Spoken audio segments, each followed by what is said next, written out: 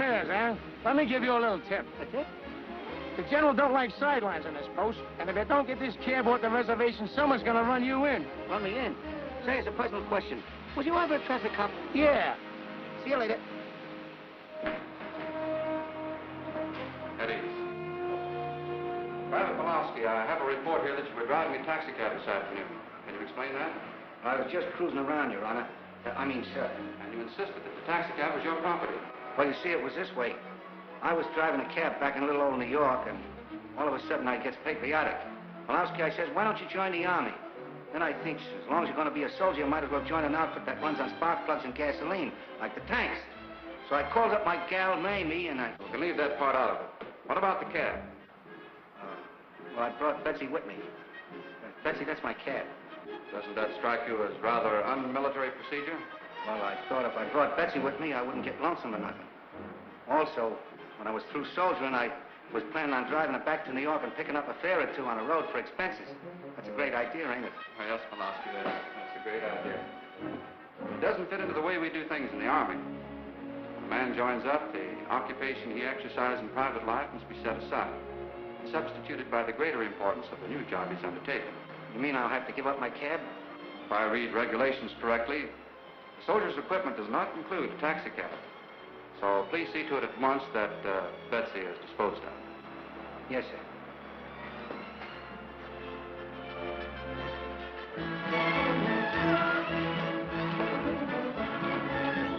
Well, Pulaski, how did you come out? A tough break, fellas. I gotta get rid of Betsy. Oh, that's too bad. Well, what else did the Colonel say? Oh, nothing much. The colonel's a swell guy. He told me I broke the rules, but he didn't find me or nothing. No?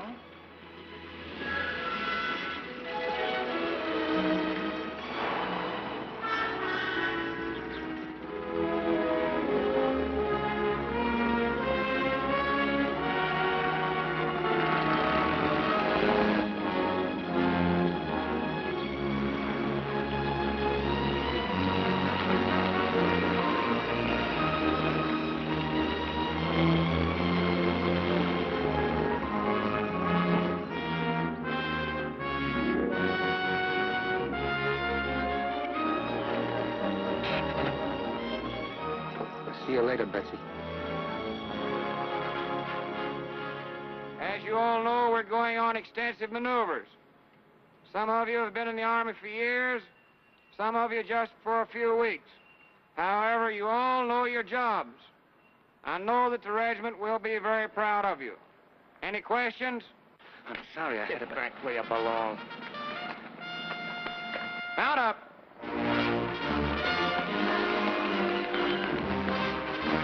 Hi, Pulaski, let's have it. Where you been? I had a trip us over on the Ampersand. Huh? Wind them up, man. Wind him up. Okay, I'll expect the next relation later. That better be good. I think I'm a good one. Get over there where you belong. I get all mixed up on here. It's too many holes. I think I'm allergic to that guy.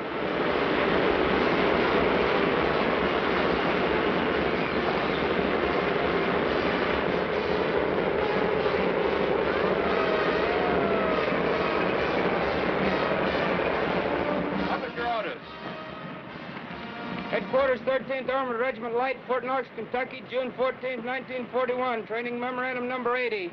Paragraph 1, compliance with Training Memorandum number 10, Headquarters, 1st Armored Division, dated June 1st, 1941.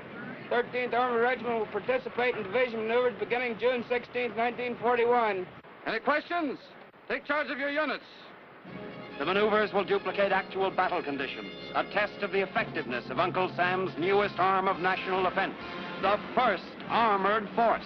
As the formidable array of mechanization moves into the field, the power of this new army is impressive.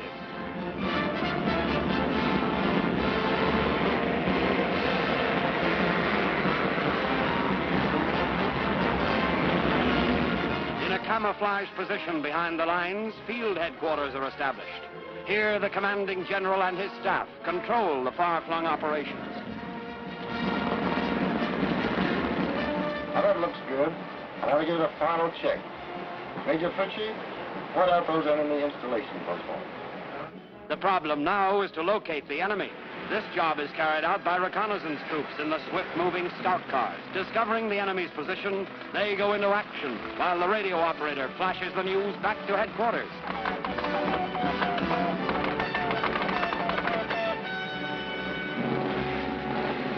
First come.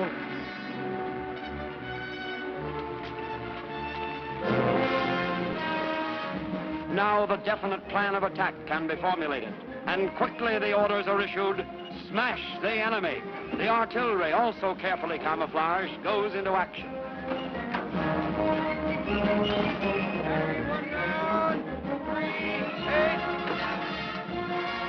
Where are the tanks?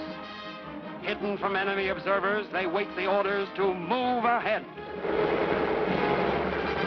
All right, boys, I'll tell you where I hid the cab if you promise not to tell nobody. Little ears has got big tails, you know. I read that in a book once. Button up, Malowski. Enough of that conversation. Hello, Sergeant. I was just telling the boys where I hid the cab, but I didn't want them to know anyway. Where is it? I put it in that... Oh. Come on, where'd you hide it? Don't tell the colonel. I put it in that little shed right alongside the road at the edge of the reservation. Too bad, Malowski. Too bad. Too bad?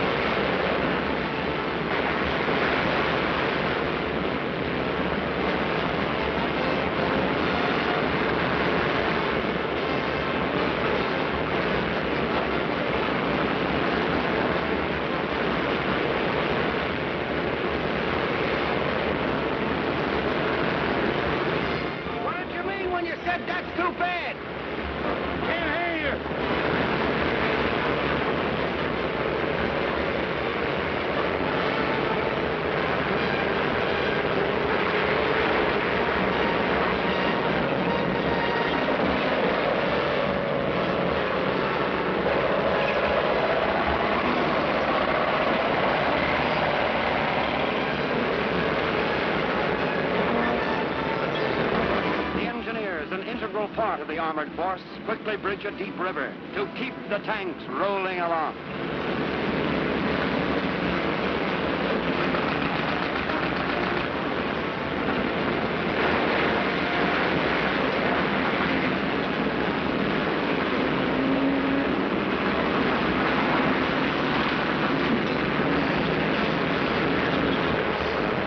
Hey, that lead tank's heading right for the shed.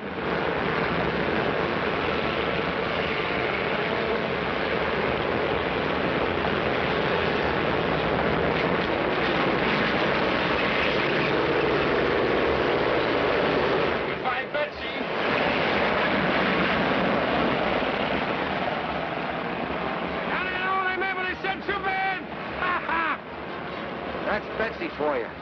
She only had one life, but she give it to her country. And with the job well done, the 1st Armored Force reassembles, returning to its base of operation. And since this is your army, let's find out something about it. These are the Blitz buggies, as they're called, tiny and tough. Hundreds each day are turned out by our great factory. And the scout cars, armor-plated and mounting machine guns, speedy, fast-hitting with their well-trained crews. Half-track howitzer cars drawing 75mm howitzers, an American-made gun to answer any challenge. And the troops themselves, alert Americans all, each determined to guard with any means our sacred national honor. And the tanks are coming, nor can mountains, forests, or rivers stop them. These 12-tonners capable of 60 miles an hour, with machine guns bristling in defiance. Their motors and the men who drive them are the finest in the world. And these tanks of 14 tons with the world's best armor plate, powerful land fortresses.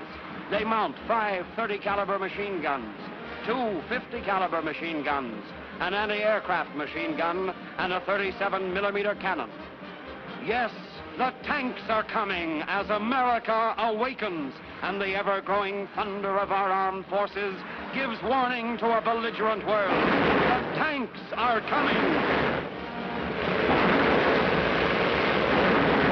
And millions of Americans cheer them on.